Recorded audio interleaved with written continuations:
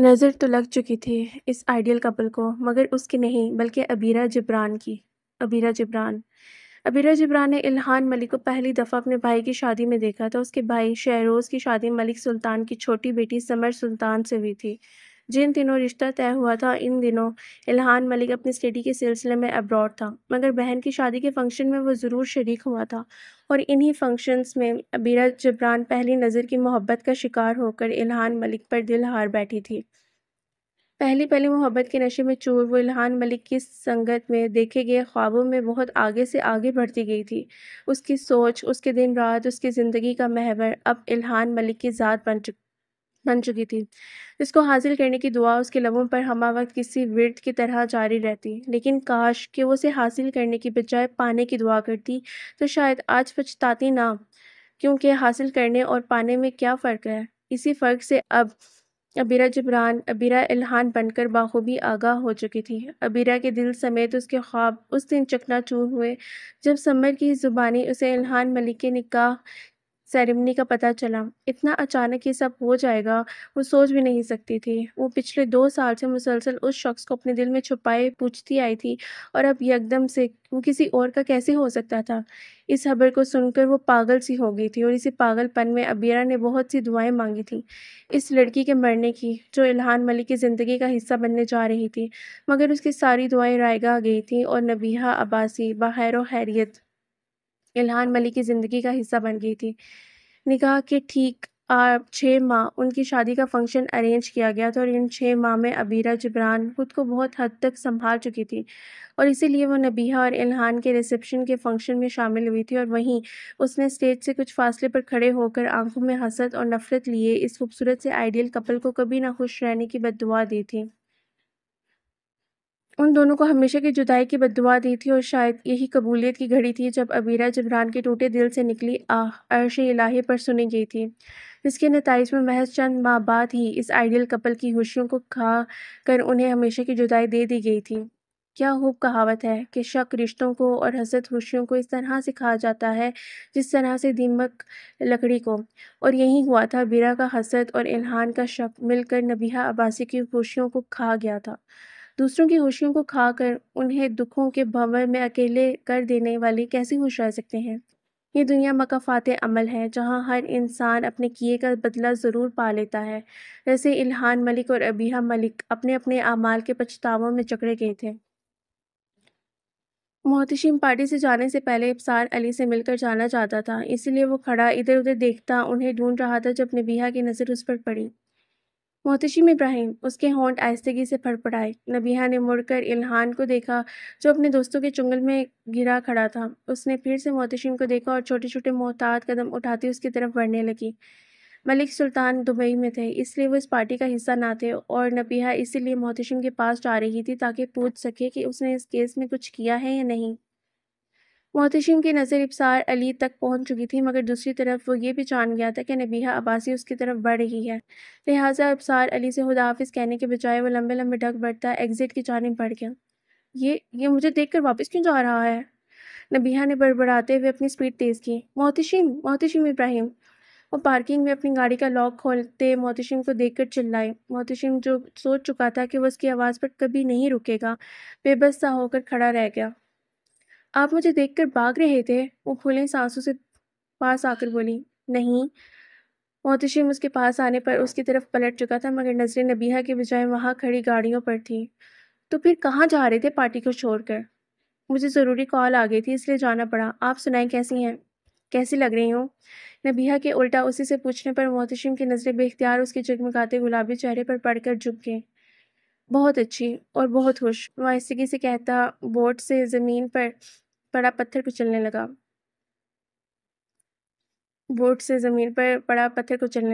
Exactly.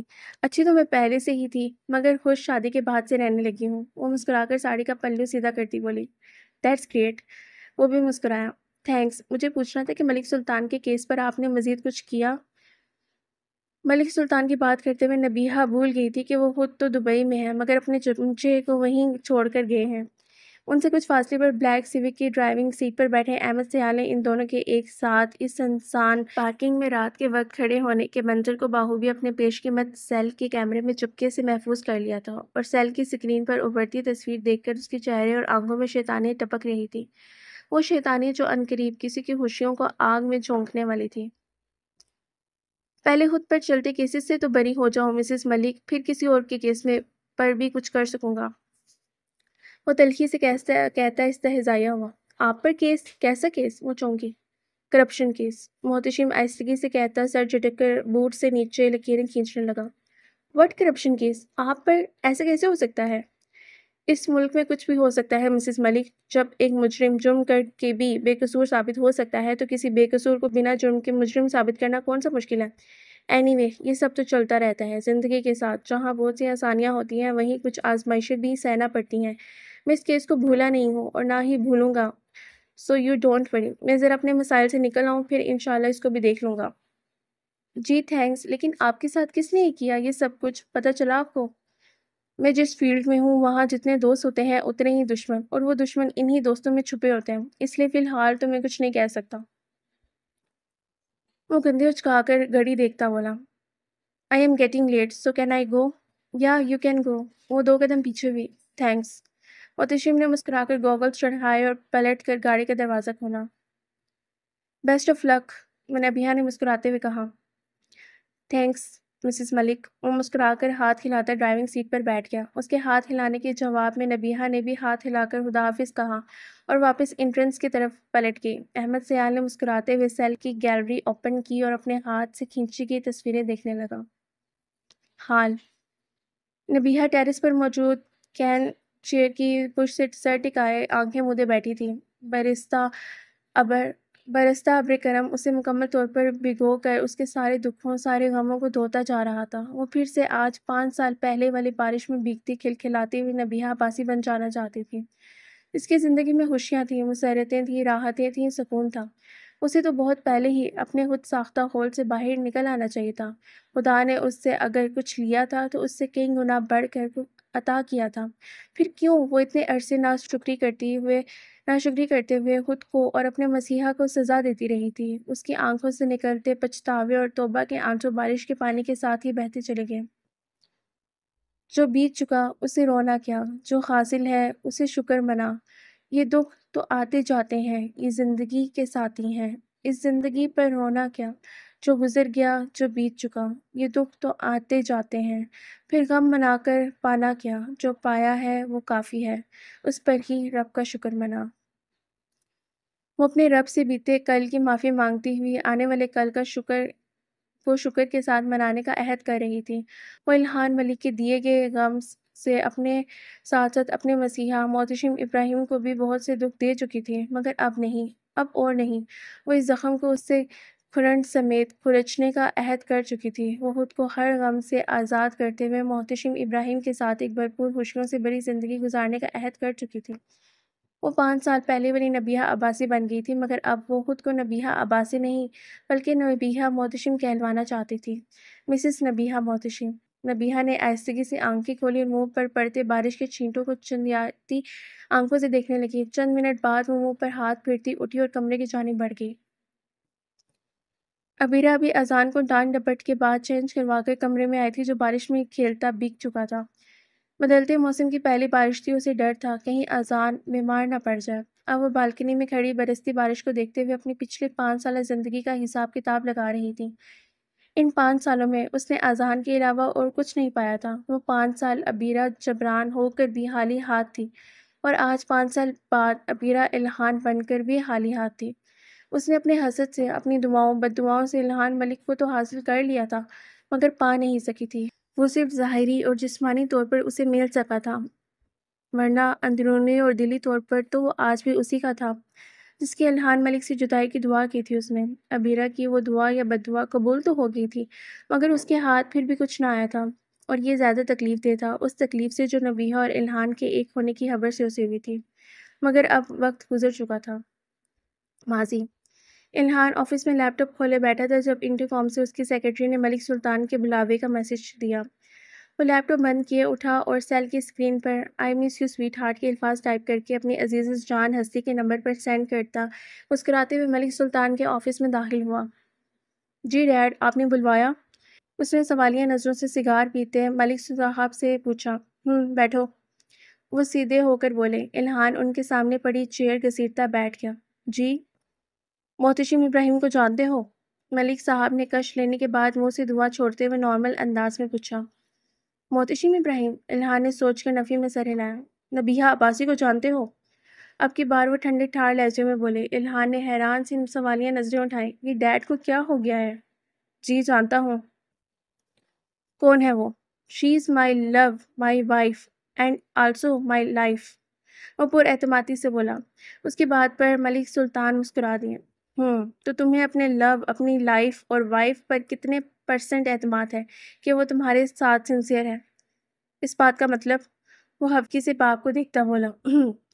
ایسے ہی پوچھ رہا ہوں، جسٹ فار انفارمیشن، انہوں نے کندھے اچکا کر مذاقیہ کہا۔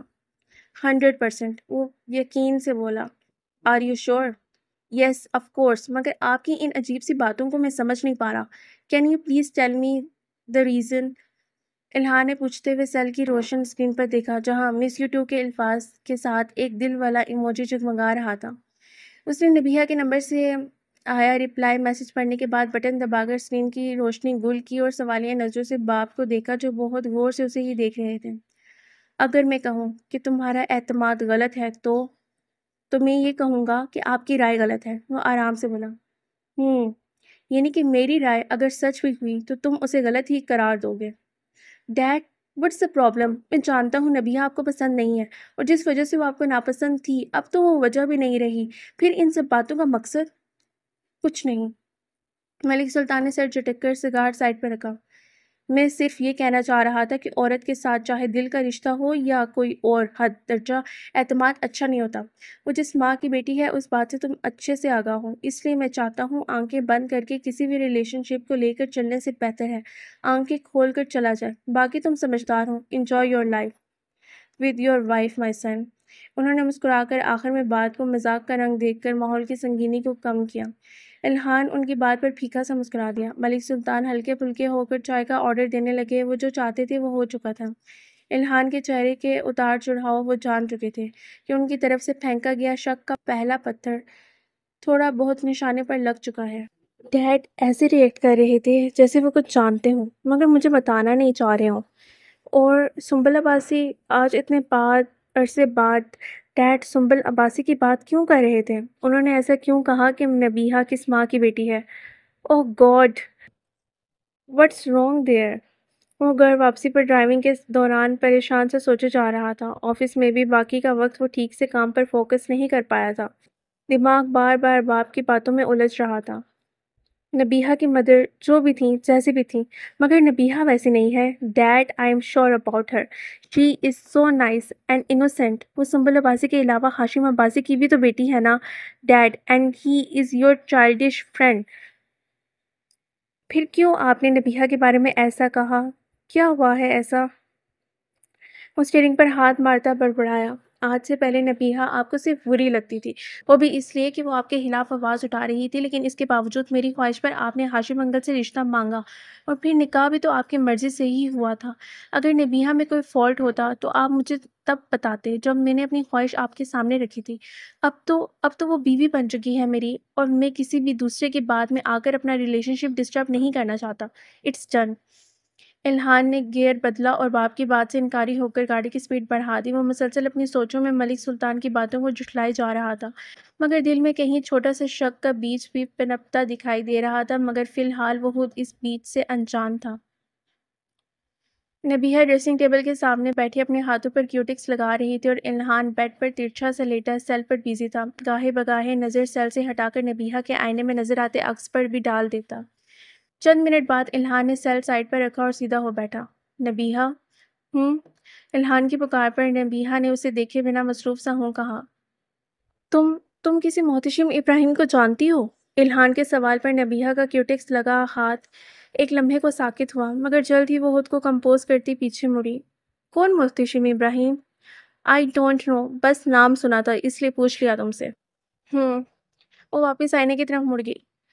جس سے نام سنا تھا اسی سے پوچھ لیتے، وہ اطمینان سے بولی۔ مجھے لگا کہ شاید تم جانتی ہو محتشم ابراہیم کو، آئی تھنک انکل ہاشم کا کوئی جاننے والا ہو۔ الہان نے کن پٹی رگڑتے ہوئے اندازہ لگایا۔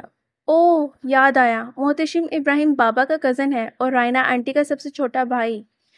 نبیہہ وہیں بیٹھے بیٹھائے ظاہری ایکسائٹیڈ ہو کر بولی، یوں جیسے ابھی ابھی یاد آیا ہو۔ اوہ، نبیہہ کی بات سن کر الہان چونک کر بے چینی سے اٹھ بیٹھا۔ تم پرسنلی جانتی ہو اسے؟ پرسنلی؟ اب کہ نبیہہ نے پھر سے مشکوک ہو کر الہان کو دیکھا جو سوالیہ نظروں سے اسے ہی دیکھ رہا تھا۔ نہیں، اس نے نفی میں سر ہلا کر دل کی دھک دھک پر قابو پایا۔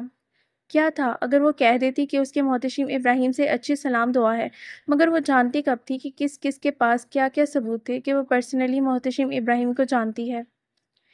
ویسے تو رائنا آنٹی کی فیملی کم کم ہی عباسی ہاؤس آتی ہے نا؟ الہان نے نظریں سیل پر جما کر سرسری سا پوچھا۔ ہاں، وہ لوگ کبھی کبھار کسی خاص موقع پر ہی آتے تھے، میری بھی کوئی خاص سلام دعا نہیں ہے ان سب سے، بس یوں ہی کسی پارٹی فنکشن یا فیملی گیٹ ٹوگیدر میں ملاقات ہو جاتی تھی۔ تم نے کس سے سنا تھا محتشم ابراہیم کا نام؟ وہ بظاہر تو نارمل ہی تھی مگر اندر سے گھبرا رہی تھی کہ کہیں الہان کو پتہ نہ چل گیا کہ میں ملک سلطان کے کیس میں محتشم ابراہیم کو انوالو کر چکی ہوں پرسنلی۔ کہیں نہیں، اس دن ارحم کی پارٹی میں سنا تھا کسی سے۔ الہان نے جان چھڑوانے کو تکا لگایا مگر تکا ٹھیک نشانے پر ہی لگا تھا۔ اس پارٹی میں واقعی محتشم ابراہیم آیا تھا مگر الہان تو یہ بات نہیں جانتا تھا، لیکن نبیہہ جانتی تھی وہ وہاں آیا تھا، اس لیے سر ہلاتی پھر سے اپنے کام میں مصروف ہو گئی۔ الہان نے ایک نظر اس کی پشت کو دیکھا اور اٹھ کر باہر ٹیرس پر نکل گیا۔ نبیہہ جانتی ہے محتشم ابراہیم کو، مگر اس طرح سے نہیں جس طرح سے ڈیڈ کا مطلب تھا۔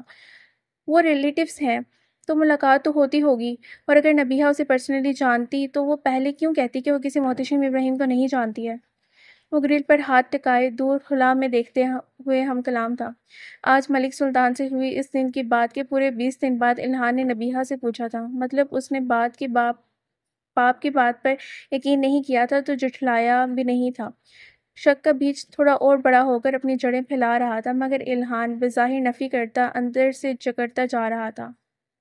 حال نبیہہ نے کمرے میں جا کر شاور لیا اور بالوں میں ٹاول رگڑتی باہر آئی اور آئینے کے سامنے آ کر بالوں میں برش پھیرنے لگی۔ ایک چھینک، دوسری، تیسری اور پھر چوتھی چھینک نے اسے قریبی ڈبے سے ٹشو کھینچنے پر مجبور کر دیا۔ بے موسمی بارش کے نتائج نمودار ہو رہے تھے۔ ناک کو اچھے سے رگڑ کر نبیہہ نے بال برش کرنے کے بعد انہیں جھٹک کر پشت پر پھیلایا اور ڈریسنگ ٹیبل کا دروازہ کھولا جسے وہ پچھلے 5 سال میں تب ہی کھولتی تھی جب محتشم کے ساتھ کہیں باہر جانا ہوتا یا پھر کسی فیملی فنکشن میں۔ دراز کھول کر اس نے کپڑوں کی میچنگ ساری چیزیں نکالی اور گنگناتے ہوئے پہننے لگی۔ جھمکے، چوڑیاں، رنگز، باری باری ساری جولری پہننے کے بعد اس نے میچنگ لپسٹک شیڈ اٹھایا اور ہونٹوں پر پھیرنے لگی۔ ہونٹوں کو باہم ملا کر لپسٹک سیٹ کی اور گالوں پر ہلکا سا بلش آن لگا کر خود کو ہر زاویے سے چیک کر کے اوکے کرتی بیڈ کی طرف آئی اور سیل پر پھر سے ویٹنگ محتشم کے الفاظ لکھ کر سینڈ کرتی کمرے سے باہر نکل گئی۔ محتشم آفس سے نکلنے کے بعد اب سارے علی کی خیریت معلوم کرنے ان کے گھر چلا گیا تھا کہ بارش شروع ہو گئی تھی۔ اس کے کہنے کے باوجود بھی ابصار علی نے اسے تیز بارش میں نکلنے سے منع کر دیا تھا اور اب 2 گھنٹے کے وقفے سے نبیہہ کے دوسرے میسج پر وہ بے چین ہوتا اٹھ کھڑا ہوا۔ میں چلتا ہوں سر، بارش نہ جانے کب تھمے، نبیہہ میرا انتظار کر رہی ہوگی۔ وہ گھڑی دیکھتا بولا، میں نے تم سے پچھلی ملاقات میں بھی کہا تھا نبیہہ کو ساتھ لانا تم۔ جی میں ضرور لاتا مگر آپ جانتے ہیں مجھے دوپہر میں آپ کی طبیعت کا پتہ چلا تھا تو رہا نہیں گیا، اس لیے آفس سے سیدھا یہیں آیا ہوں۔ وہ مسکرا کر بولا، خوش رہو۔ اب سارے لیے اس کی بات پر مسکرائے، وہ جانتے تھے محتشم کو اور محتشم انہیں کتنا عزیز تھا۔ تو پھر اجازت دیں۔ وہ اجازت طلب کرتا ان کی طرف جھکا۔ ابصار علی نے اپنے ضعیف ہاتھوں کو پیار سے اس کے سر پر پھیر کر کندھا تھپکا۔ جیتے رہو اور مزید کامیابیاں سمیٹو۔ انہوں نے دل سے دعا دی۔ آپ بھی اپنی صحت کا خیال رکھا کریں سر۔ محتشم نے مسکراتے ہوئے ان کے ہاتھ پر اپنا ہاتھ رکھ کر دباؤ ڈالا۔ گزر گئی زندگی، بس اب تو بلاوے کا انتظار ہے، وہ افسردگی سے بولے۔ ایسا مت کہیں سر، آپ جانتے ہیں آپ میرے لیے بابا سے کم نہیں ہیں۔ ان کے بعد جس طرح سے آپ نے مجھے ہیلپ آؤٹ کیا اس فیلڈ میں اور اس کرپشن کے کیس سے مجھے باہر نکالا تھا، میں تا زندگی آپ کا مشکور رہوں گا۔ جانتا ہوں بیٹا، یہ بڑھاپا ایک زندگی گزار کر آیا ہے، سب جانتا ہوں کون اپنا ہے اور کون پرایا ہے۔ ان کی آنکھوں میں نمی پھیلتی جا رہی تھی۔ تم جاؤ، نبیہہ اکیلی ہوگی گھر پر، بارش تو نہ جانے کب رکے۔ وہ نمی کو اندر اتارتے بولے، جی اپنا خیال رکھیے گا۔ محتشم ان کا ہاتھ تھپتھپاتا دروازے کی جانب بڑھا۔ گاڑی احتیاط سے چلانا محتشم، بارش کافی تیز ہے۔ جی سر۔ ان کی فکر پر بلند آواز سے جی سر کہتا کمرے سے نکل گیا۔ ابصار علی کا ایک ہی بیٹا تھا، ارحم ابصار، جو الہان ملک کا بیسٹ فرینڈ تھا، اور اپنے بیسٹ فرینڈ کی خاطر ہی وہ 5 سال پہلے اپنے بوڑھے باپ کو اکیلا چھوڑ گیا تھا۔ کہتے ہیں انسان اپنا پہلا پیار نہیں بھولتا، پھر بھی نہ جانے کیوں لوگ والدین کو بھول جاتے ہیں۔ ارحم اپنے اس عظیم باپ کو چھوڑ گیا تھا جس نے اس کی تربیت تنہا کی تھی۔ بیوی کے چلے جانے کے بعد اس ڈر سے دوسری شادی نہ کی، کہیں ان کے اکلوتے بیٹے کو سوتیلی ماں کا ظلم نہ سہنا پڑے۔ وہ بیٹا جسے انہوں نے پڑھایا لکھایا، اس قابل بنایا تھا کہ وہ اپنے پیروں پر کھڑا ہو سکے، اور جب وہ اپنے پیروں پر کھڑا ہونے کے قابل ہوا تو ذرا سی بات پر پیروں پر کھڑا کرنے والے کو ہی چھوڑ گیا۔ ابصار علی کا قصور صرف اتنا تھا کہ وہ نبیہہ اور محتشم کے نکاح میں شریک ہوئے تھے، جو ان کے بیٹے کو گوارا نہ تھا کہ اس کا باپ اس کے دوست کی ایکس وائف کے دوسرے نکاح میں شریک ہو، نکاح بھی اس بندے سے جس کے ساتھ اس پر الزام لگا تھا۔ مگر ابصار علی جانتے تھے کون صحیح اور کون غلط ہے، لہٰذا وہ بیٹے کی بات کو جھٹلاتے اس نکاح میں نبیہہ کی طرف سے بطور گواہ شریک ہوئے تھے، جس پر ان کا بیٹا ان سے خفا ہو کر اپنی بیوی کے ساتھ اس ملک کو ہی چھوڑ گیا تھا، اور پلٹ کر نہیں آیا تھا اب تک، اور شاید پلٹتا بھی نہ، کیونکہ کچھ لوگوں کی زندگی میں ان کے کیے کی سزا اذیت ناک پچھتاووں کی صورت میں ملتی ہے، اور شاید ارحم عباس کو بھی پچھتاووں کی آگ میں ہی جلنا تھا۔ مکمل داستاں کہہ دوں یا بس اتنا کافی ہے؟ تم ہی تھے، تم ہی ہو، تم ہی رہو گے۔ ماضی میں گم نبیہہ کی ذات کو یاد کرتے کرتے نہ جانے کتنا وقت بیت گیا۔ الہان نے ٹیبل پر جھکے سر کو اٹھا کر وال کلاک کی طرف دیکھا جو رات کے 9 بجنے کا اعلان کر رہا تھا۔ وہ اٹھ کر چیئر کی بیک پر پڑا کوٹ اٹھا کر بازو پر ڈالا، گاڑی کی چابی اور سیل اٹھا کر وہ آفس سے نکل آیا۔ نیچے پارکنگ میں آیا تو بارش ابھی بھی زور و شور سے برسنے میں بزی تھی۔ الہان نے ایک نظر آسمان پر ڈالی اور بارش سے بچتا بچاتا اپنی گاڑی کی طرف بڑھ گیا۔ اب وہ واپس گھر جا رہا تھا۔ محتشم ابصار علی کے گھر سے 8 بجے نکل آیا تھا اور اب 9 بجنے والے تھے۔ اتنی تیز بارش کے ساتھ تیز طوفانی ہوا میں ڈرائیونگ کرنا بہت مشکل ثابت ہو رہا تھا۔ اس نے موسم کے تیور دیکھتے ہوئے گاڑی سائڈ پر پارک کی اور ڈیش بورڈ پر پڑا سیل اٹھا کر نبیہہ کا نمبر ملایا۔ ابھی بیل نہیں گئی تھی کہ ڈیڈ بیٹری کی ٹون ابھری۔ شٹ! محتشم نے غصے سے اسٹیئرنگ پر ہاتھ مارا۔ What the hell! اسے بھی ابھی ڈیڈ ہونا تھا۔ اس نے چڑھ کر سیل واپس ڈیش بورڈ پر پٹکا۔ اب وہ سیٹ کے پشت سے سر ٹکائے باہر برستی طوفانی بارش کو دیکھ رہا تھا۔ دل نہ جانے کیوں بے چین سا ہو رہا تھا۔ شاید نبیہہ کی وجہ سے وہ گھر پر اکیلی تھی، صرف گیٹ کیپر ہی تھا، اس کے علاوہ وہ میڈ تو کل ہی 2 دن کی چھٹی لے کر بھائی کی شادی میں گئی تھی۔ وہ کن پٹی مسلتا ہوا مسلسل باہر دیکھتا بے چین ہو رہا تھا۔ 20 سے 25 منٹ بعد بارش کو اپنے تیور نہ بدلتے دیکھ کر وہ چابی گھما کر گاڑی سٹارٹ کر چکا تھا۔ ماضی: ملک صاحب 5 مہینے ہونے والے ہیں اور نبیہہ عباسی ابھی تک آپ کے گھر میں آپ کی بہو کے طور پر موجود ہے۔ تو ملک سلطان نے ابرو چکا کر پوچھا۔ تو کب آپ اسے؟ دیکھو سیال، فی الحال ہم محتشم کو کرپشن کے کیس میں ڈلوا کر مصروف کر چکے ہیں، اور نبیہہ کا بھی شاید اب اس سے کوئی رابطہ نہیں ہے۔ میڈ سے پتہ چلا تھا الہان اور میرے آفس آنے کے بعد وہ گھر پر ہی ہوتی ہے۔ گھر پر تو وہ پہلے بھی تھی، جاب سے ٹرمینیٹ کیے جانے پر، اور گھر پر بیٹھے بیٹھے ہی اس نے محتشم ابراہیم سے رابطہ کیا تھا۔ احمد سیال نے پھر گھما پھرا کر بات کی۔ کتنی دفعہ کہا ہے سیال، بات سیدھی کیا کرو، مگر تمہاری پہیلیاں بھجوانے کی عادت سخت زہر لگتی ہے مجھے۔ وہ غصے میں تھوڑا لاؤڈ ہوئے۔ ان کے تیور دیکھ کر احمد سیال نے مزید بے عزتی کے ڈر سے بچنے کو اپنا سیل ان کے سامنے کیا جس پر محتشم اور نبیہہ کے ایک ساتھ کھڑے ہونے کی تصویر تھی۔ کب کی ہے یہ؟ وہ بے چین سے بولے۔ آپ کے دبئی جانے کے بعد ارحم ابصار کے پارٹی کی ہے یہ تصویر۔ پھر تو الہان آگاہ ہوگا اس سے۔ ملک صاحب کو مایوسی ہوئی۔ نہیں ملک صاحب، الہان صاحب دوستوں میں بزی تھے اور تصویر میں نے پارکنگ میں کھینچی تھی جہاں ان دونوں کے علاوہ کوئی نہیں تھا۔ کیا بات ہوئی ان کی؟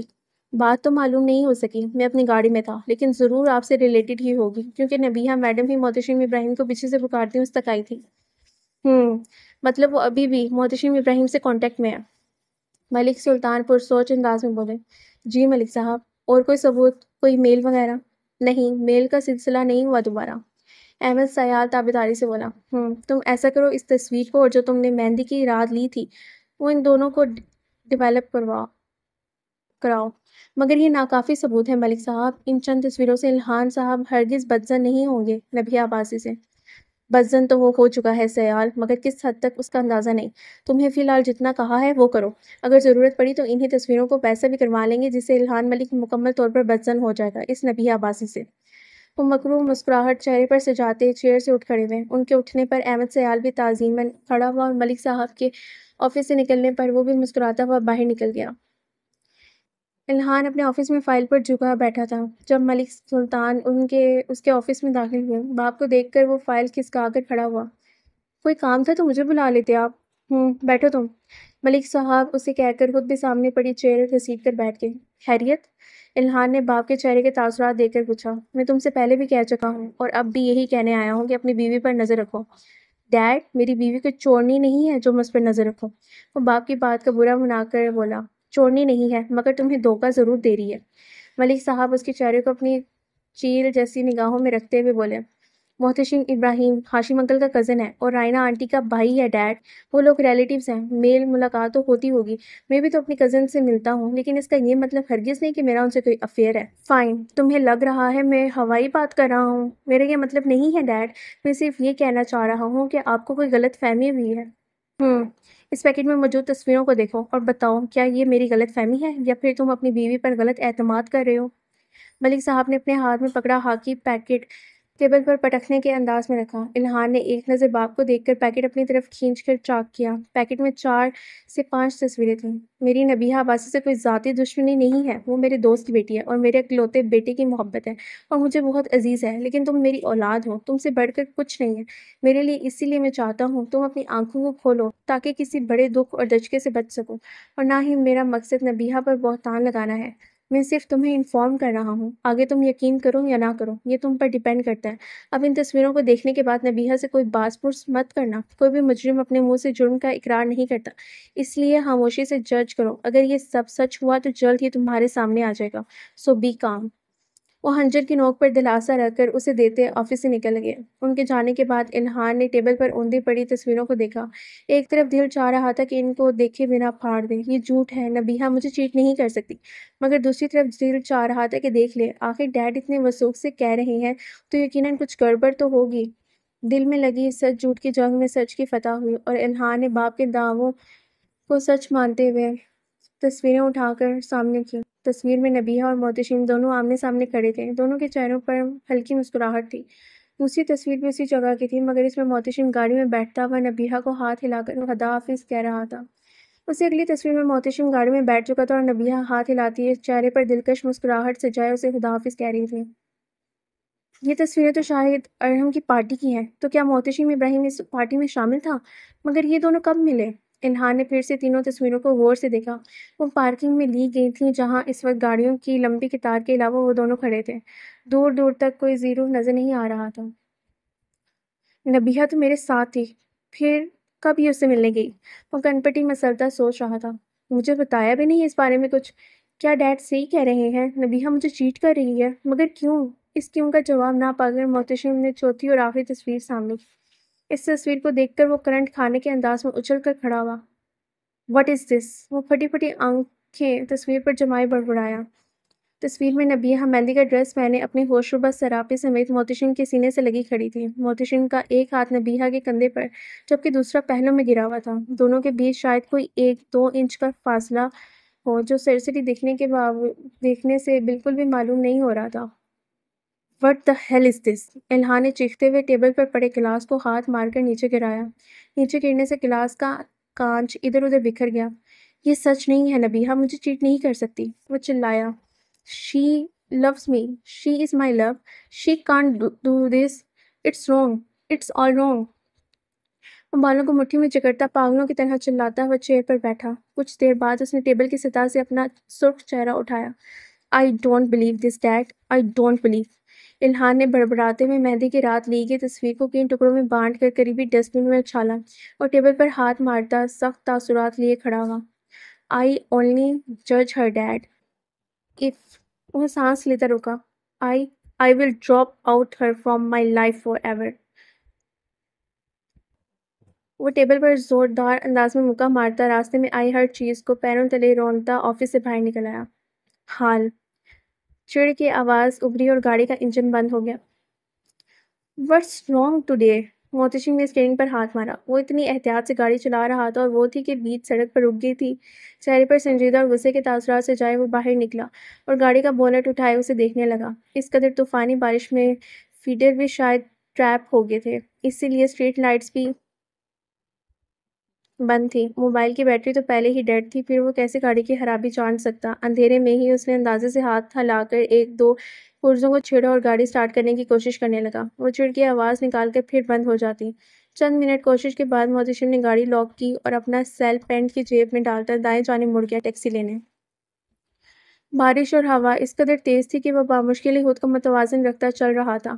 فٹ پاتھ پر کھڑے ہو کر آتی جاتی گاڑی کی ہیڈ لائٹس میں اس نے سڑک کی دوسری جانب کھڑی گاڑی کو دیکھا۔ وہ ٹیکسی تھی یا کسی کی ذاتی گاڑی، اندھیرے میں محتشم اندازہ نہیں کر پایا تھا، اسی لیے وہ سڑک کراس کرنے کے لیے فٹ پاتھ سے اترا تھا تاکہ وہاں جا کر دیکھ سکے اگر ٹیکسی ہوئی تو وہ گھر جانے کے لیے اسے ہائر کر لے گا۔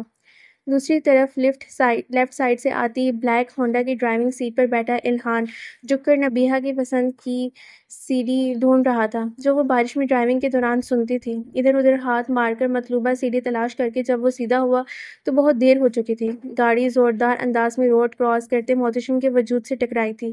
اس زبردست تصادم کے نتیجے میں محتشم کا وجود ہوا میں اچھل کر بہت دور جا گرا تھا۔ اس وحشت ناک ماحول میں طوفانی ہوا کے سنسناہٹ کے ساتھ کتوں کے بھونکنے کی آوازیں گونجتی دور دور تک سنائی دے رہی تھیں۔ نبیہہ کچن میں کھڑی اپنے لیے چائے بنا رہی تھی۔ چائے بنانے کے بعد اس نے چائے کپ میں نکالی اور کپ اٹھا کر لانچ میں جانے کے لیے مڑی تھی کہ اچانک کپ اس کے ہاتھ سے چھوٹ کر زمین پر گر کر کرچی کرچی ہو گیا۔ نبیہہ حیرت سے کھڑی دیکھ رہی تھی کہ اچانک کیسے ہوا یہ۔ چند لمحوں بعد وہ ٹوٹی کرچیوں کو سمیٹنے کے بجائے ان پر سے پھلانگی اور سیڑھیاں چڑھتی ہوئی اپنے کمرے میں داخل ہوئی۔ بیڈ سائڈ ٹیبل سے اپنا سیل اٹھایا اور محتشم کا نمبر ملا کر سیل فون سے لگایا۔ "The number you have dialed is powered off" کی آنسرنگ ٹون سے وہ بے چین ہو اٹھی۔ اتنے خراب موسم میں سیل کیوں آف کر دیا محتشم؟ اس نے بڑبڑاتے ہوئے ٹیکسٹ لسٹ کھولی۔ محتشم کا "I am coming dear" کا ٹیکسٹ آئے تقریباً 1.5 گھنٹہ ہونے والا تھا۔ ابصار انکل کا گھر اتنا دور تو نہیں کہ اتنی دیر لگ جائے۔ وہ ہم کلامی کرتی سیل ہاتھ پر مارتی کھڑی تھی جب باہر کوئی چیز بہت بری طرح سے گری تھی۔ وہ ڈر کر چونکی، شاید کوئی کھڑکی کھلی ہے۔ وہ جلدی سے اپنے کمرے کے ونڈو پین برابر کر کے کرٹن آگے کرتی کمرے سے نکل آئی۔ گھر کے سارے دروازے کھڑکیاں لاک کرنے کے بعد وہ لانچ میں آ کر ٹہلنے لگی۔ کہاں رہ گئے محتشم؟ ہر 10 منٹ بعد وہ چکر کاٹتی بے چینی سے یہ فکر دہرائی جا رہی تھی۔ ٹہل ٹہل کر جب پاؤں شل ہو گئے تو نبیہہ نے وال کلاک کی طرف دیکھا جو 11:30 کا ہندسہ عبور کر گیا تھا۔ نبیہہ کو ٹہلتے 1 گھنٹہ ہو چکا تھا۔ وہ تھک کر پاس پڑے صوفے پر گرنے کے انداز میں بیٹھی ہے۔ سیل پر پھر سے محتشم کا نمبر ملایا مگر پاور آف کی ٹون پر اس نے بدمزہ ہو کر سیل ٹیبل پر پٹکا اور خود ٹانگیں اوپر کر کے گھٹنوں میں سر دے کر بیٹھ گئی۔ دل کے دھڑکنے کی رفتار اسے کسی انہونی کا پتہ دے رہی تھی مگر وہ انہونی کیا تھی؟ فی الحال نبیہہ اس بات سے بے خبر تھی۔ ماضی کچھ دن سے نبیہہ نوٹ کر رہی تھی کہ الہان کا رویہ اس کے ساتھ کافی رسمی سا ہو گیا ہے۔ پہلے جس طرح وہ آفس جا کر ہر گھنٹے 2 گھنٹے بعد "مس یو، لو یو" کے ٹیکسٹ بھیجتا تھا، اب کئی دن سے یہ سلسلہ بند کر دیا تھا۔ اور یہی نہیں بلکہ گھر آ کر بھی وہ رسمی سلام دعا کے بعد اسٹڈی چلا جاتا اور وہاں سے رات کو سونے کے لیے نکلتا تھا۔ نبیہہ 1 2 بار باتوں باتوں میں اسے پوچھ بھی چکی تھی پر وہ آفس میں کام کا برڈن بتا کر جان چھڑوا لیتا۔ آج نبیہہ کا ارادہ ہاشم عباسی سے ملنے ہاسپٹل جانے کا تھا، اس لیے وہ چینج کرنے کے لیے ڈریسنگ روم میں تھی جب الہان کمرے میں آیا۔ وہ کوئی فائل اسٹڈی میں بھول گیا تھا اس لیے یہ لینے آیا تھا کہ ٹیبل پر پڑا نبیہہ کا سیل بجا۔ الہان اسٹڈی جانا ترک کرتا بیڈ کی طرف آیا اور سائڈ ٹیبل پر پڑا نبیہہ کا سیل اٹھایا جس کی اسکرین پر لکھا نام دیکھ کر اس کے ماتھے پر سلوٹیں ابھریں۔ وہ کال اوکے کرنے ہی والا تھا جب کال آنا بند ہو گئی۔ اس نے سیل واپس رکھا اور اسٹڈی میں چلا گیا۔ اپنی مطلوبہ فائل لے کر وہ واپس کمرے میں آیا تو نبیہہ آئینے کے سامنے کھڑی لپسٹک لگا رہی تھی۔ "کہیں جا رہی ہو؟" الہان نے فائل الٹ پلٹ کرتے سرسری سا پوچھا۔ الہان کی آواز پر وہ چونک کر مڑی۔ "تم کب آئے؟" "ابھی آیا تھا، یہ فائل لینی تھی۔ تم کہیں جا رہی ہو؟"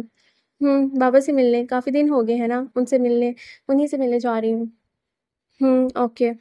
الہان نے ایک اچٹتی نظر سے نبیہہ کو دیکھا جو لپسٹک کے بعد اب گالوں پر بلش لگا رہی تھی۔ تیاری تو باپ سے ملنے کی نہیں بلکہ کسی خاص شخص سے ملنے کی جا رہی ہے، وہ دل میں سوچتا سر جھٹک کر نبیہہ کو بائے کہہ کر کمرے سے نکل گیا۔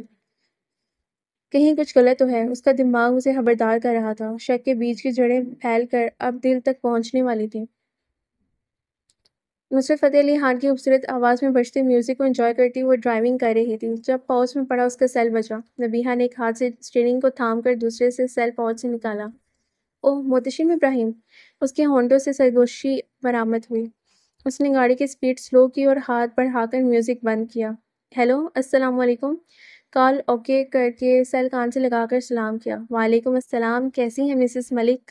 دوسری طرف سے فریش آواز میں پوچھا گیا۔ فائن، آپ کیسے ہیں؟ اس کے محتشم ابراہیم کہنے پر مسکرا دیا۔ یہ واحد ہستی تھی جو اسے صرف محتشم کہنے کے بجائے محتشم ابراہیم کہہ کر مخاطب کرتی تھی۔ اللہ کا شکر ہے، سب فٹ فاٹ۔ بڑے خوش لگ رہے ہیں، خیریت ہے؟ آپ کے نبیہہ اس کی فریش مسکراتی آواز پر ٹھٹکی۔ جی بالکل صحیح پہچانا، میں واقعی بہت خوش ہوں۔ وہ مسکرایا۔ وجہ؟ نبیہہ بمیں چکا کر بولی۔ وجہ میں سوچ رہا ہوں آپ سے مل کر بتاؤں، کیا ہم مل سکتے ہیں؟ محتشم نے پرسوچ انداز میں پوچھا۔ کہیں آپ کرپشن کے کیس سے معجزانہ طور پر بری تو نہیں ہوگے؟ نبیہہ نے مسکراتے ہوئے اندازہ لگایا۔ تکا ٹھیک لگا لیتی ہیں آپ، بالکل یہی وجہ ہے میری خوشی کی۔ لیکن اس کے علاوہ ملک سلطان کے کیس پر بھی مجھے آپ سے کچھ ڈسکس کرنا ہے مسز ملک۔ کیا ہم آج ہی مل سکتے ہیں؟ کیونکہ میں کل لاہور واپس جاؤں گا اور فون پر اتنی لمبی بات نہیں ہو سکتی۔ شیور، میں ابھی بابا سے ملنے ہاسپٹل جا رہی ہوں، لنچ ساتھ کرتے ہیں، خوشگوار موڈ میں بولی۔ Okay done. محتشم نے اسے ریسٹورینٹ کا نام بتایا۔ اوکے، میں 2 بجے تک پہنچ جاؤں گی۔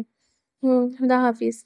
نبیہہ نے آنے کا بتا کر کال بند کی اور میوزک پھر سے آن کر کے گاڑی کی سپیڈ بڑھا دی۔ اب وہ میوزک کے ساتھ خود بھی گنگناتی ہوئی اسٹیئرنگ پر انگلیاں بجا رہی تھی۔ اس کے چہرے کے تاثرات اس کے پہلے سے زیادہ فریش موڈ کا پتہ دے رہے تھے۔ 4 ماہ تک کٹھن حالات کا سامنا کرتے ہوئے بالآخر محتشم خود پر لگے کرپشن کے کیس کو جھوٹ ثابت کرنے میں کامیاب ہو چکا تھا۔ اس سارے پروسیس میں ابصار علی نے جس طرح سے اسے ہیلپ آؤٹ کیا تھا، محتشم ان کا احسان مند تھا۔ ابصار علی کے علاوہ اور بھی بہت سے سینئر آفیسرز نے اس کیس میں اسے مکمل سپورٹ دی تھی، اور ان سب کی مدد اور محتشم کی ایمانداری کا نتیجہ ہی تھا کہ وہ انکم ٹیکس ڈپارٹمنٹ کی طرف سے دائر کردہ پیسے کی ہیرا پھیری کے کیس سے باعزت بری ہو چکا تھا۔ ان 4-5 مہینوں میں محتشم صرف خود کو اس جھوٹے کیس سے چھڑوانے کی تگدو میں لگا ہوا تھا، مگر اس کیس کے پیچھے کن عناصر کا ہاتھ تھا یا پھر کس کو اس سے ذاتی دشمنی تھی کہ جس نے اس پر یہ کیس کروایا تھا، وہ فی الحال اس سے بے خبر تھا۔ وہ جو کوئی بھی تھا بہت پاورفل اور ہیرا پھیری کرنے کا ماہر تھا، کیونکہ جس طرح سے بھرپور ثبوتوں کے ساتھ یہ کیس کیا گیا تھا وہ بہت سالڈ ثبوت تھے۔ شروع میں تو محتشم ان ثبوتوں کو دیکھ کر خود بھی چکرا گیا کہ آیا کیا وہ واقعی یہ سب کر چکا ہے، لیکن پھر اپنے کولیگز اور سینئرز کے مکمل سپورٹ نے اسے پاور کروایا کہ وہ اکیلا نہیں ہے، سب سینئرز اس کے ساتھ ہیں جو اس پر یقین رکھتے ہیں، جنہیں محتشم ابراہیم کے سچا ہونے پر یقین ہے، جو یہ بات مانتے ہیں کہ محتشم ابراہیم اپنی جاب کے ساتھ کبھی فراڈ نہیں کر سکتا۔ اسی حوصلے نے اس میں خود کو سچ ثابت کرنے کی ہمت دلائی تھی، اور وہ کامیاب بھی رہا تھا، مگر اس سارے عمل میں وہ ان دشمن عناصر تک نہیں پہنچ پایا تھا، مگر اب ہر طرح سے بری ہو کر وہ ارادہ کر چکا تھا کہ وہ جلد ہی ان کا پتہ لگا کر رہے گا۔ نبیہہ ہاشم عباسی سے مل کر محتشم کے بتائے گئے ریسٹورینٹ جا رہی تھی جب اسے الہان کی کال آئی۔ جی، نبیہہ نے کال اوکے کی۔ کہاں ہو؟ بتایا تو تھا بابا سے ملنے جاؤں گی۔ وہیں ہو؟ میں سوچ رہا تھا آج لنچ ساتھ کرتے ہیں، کافی دن ہو گئے ہیں ایک ساتھ باہر لنچ کیے۔ الہان نے اسٹیئرنگ پر مضبوطی سے ہاتھ جما کر نارمل لہجے میں کہا۔ آج نہیں الہان، کل۔ آج مجھے اپنی فرینڈ سے ملنا ہے اور لنچ کا پروگرام بھی اسی کے ساتھ ڈن ہے۔ نبیہہ بنا رکے ایک ہی سانس میں بولی۔ کون سی فرینڈ؟ الہان، وہ میرے ساتھ تھی الہان، اخبار کے دفتر میں جب میں جاب کرتی تھی تب، وہ گھبرا کر بولی۔ الہان اس کی گھبراہٹ نوٹ کر چکا تھا۔ اوکے فائن، ہم کل چلے جائیں گے۔ Have fun with your friend, وہ کنپٹی نسلتا مسکرا کر بولا۔ تھینکس مسٹر ملک، میں فون رکھتی ہوں، ڈرائیونگ کر رہی ہوں۔ Okay bye. الہان نے بائے کر کے کال کاٹ دی اور گاڑی کی سپیڈ بڑھاتا عین نبیہہ کی گاڑی کے پیچھے لے آیا۔ وہ دیکھنا چاہتا تھا کہ نبیہہ اپنی کس فرینڈ سے ملنے جا رہی ہے۔ دوسری طرف نبیہہ نے کال بند کر کے سیل واپس پاؤچ میں رکھا۔ مجھے الہان سے جھوٹ نہیں بولنا چاہیے تھا، وہ اپنے جھوٹ پر گلٹی فیل کرتی بڑبڑائی اور گاڑی کی سپیڈ بڑھا دی۔ نبیہہ جب ریسٹورینٹ پہنچی تو محتشم وہاں پہلے سے موجود تھا۔ نبیہہ کو اپنی طرف آتے دیکھ کر محتشم اپنی بے ہنگم دھڑکنوں کو کنٹرول کرتا کھڑا ہوا۔ السلام علیکم۔ نبیہہ نے مسکرا کر سلام کیا۔ محتشم نے سر ہلا کر جواب دیا۔ ہیو اے سیٹ پلیز، وہ مسکرایا۔ نبیہہ چیئر گھسیٹتی بیٹھ گئی۔ انٹرنس پر موجود الہان ملک نے یہ منظر اپنی کھلی آنکھوں سے دیکھا اور نبیہہ اور اس کی فرینڈ پر ایک خون آلود نگاہ ڈالتا واپس مڑ گیا۔ شک کے بیج کی پھیلتی جڑوں نے اس کے دل کو چاروں طرف سے گھیر لیا تھا۔ جی تو محتشم ابراہیم، پہلے تو آپ کو بہت بہت مبارکباد کہ آپ خود پر لگے جھوٹے کیس سے بری ہونے میں کامیاب ہو گئے۔ ان ایکسپیکٹڈ، جو ہمارے ملک میں بالکل ایک سا قصہ معلوم ہوتا ہے۔ یہاں بے قصور کو سزا اور مجرم کو باعزت بری کر دیا جاتا ہے۔ وہ بات کر کے ہلکا سا مسکرائی۔ کہیں آپ کے کہنے کا یہ مقصد تو نہیں کہ میں مجرم تھا؟ وہ آنکھیں سکیڑ کر مشکوک سا بولا۔ اس کے ایکسپریشنز پر نبیہہ کھل کر ہنسی۔ نہیں نہیں، بالکل بھی نہیں، میں جانتی ہوں آپ بے قصور تھے۔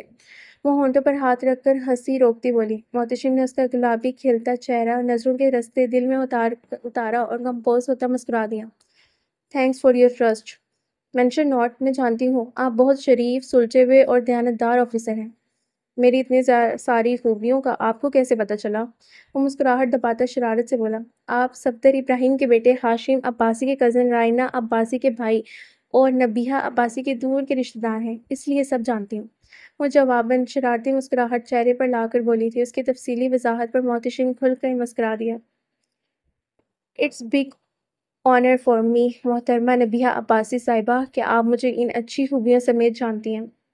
وہ مسکرائی۔ اچھا، وہ ملک سلطان کے کیس کے بارے میں کیا ڈسکس کرنا تھا آپ کو؟ نبیہہ یاد آنے پر فوراً بولی۔ جی مجھے اپنے کانٹیکٹس کے تھرو کچھ ثبوت ملے ہیں، وہی آپ سے ڈسکس کرنا چاہتا تھا۔ پہلے لنچ ہو جائے، محتشم نے ویٹر کو آتے دیکھ کر کہا۔ جی، نبیہہ نے اس بات میں سر ہلایا۔ ویٹر ان کے بتائے گئے مینیو کے مطابق لنچ ٹیبل پر سرو کر کے پروفیشنل مسکراہٹ چہرے پر سجا کر ان دونوں کو دیکھتا اینی تھنگ مور پوچھ کر واپس مڑ گیا۔ 10-15 منٹ بعد محتشم نے لنچ فنش کر کے نیپکن سے ہونٹ تھپتھپائے اور نبیہہ کی طرف متوجہ ہوا جو پانی پی رہی تھی۔ نبیہہ نے پانی پی کر گلاس واپس رکھا اور محتشم کی طرف دیکھا جو اسے ہی دیکھ رہا تھا۔ اسے دیکھتے پا کر نبیہہ نے ہلکی سی مسکراہٹ اچھالی۔ جواباً محتشم بھی مسکرا دیا۔